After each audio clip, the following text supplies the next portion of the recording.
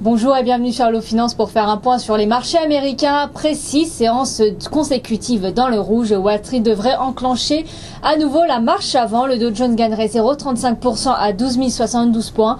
Le S&P prendrait 0,30% à 1280 points, tandis que le Nasdaq s'adjugerait 0,21% à 2250 points dans les premiers échanges sur la cote américaine. La veille, les investisseurs avait été refroidi par la publication du livre belge qui confirmait un net ralentissement de la première économie mondiale après une série d'indicateurs macroéconomiques désastreux outre-Atlantique. Sur le front macroéconomique, les opérateurs américains ont pris connaissance d'une hausse surprise des inscriptions hebdomadaires au chômage.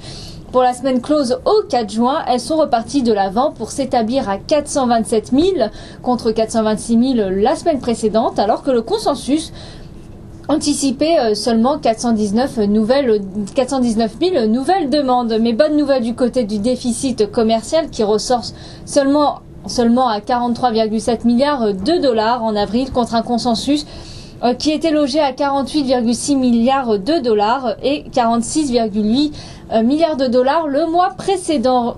Du côté des sociétés, Research in Motion, le fabricant du téléphone BlackBerry, a annoncé hier soir l'acquisition de la société allemande Scorlope afin de développer des applications de jeux pour ses appareils.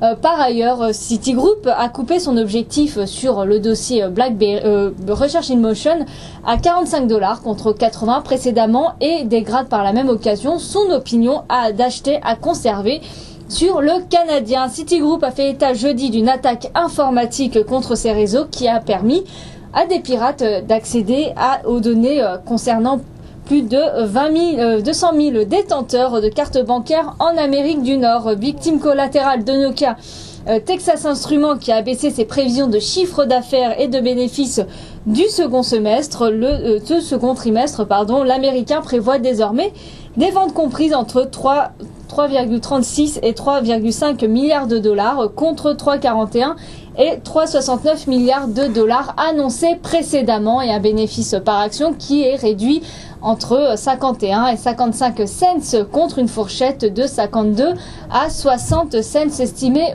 auparavant. American Airlines et Qatar Airways annoncent avoir reçu l'autorisation provisoire du régulateur de la concurrence australien pour la création de leur co-entreprise transpacifique.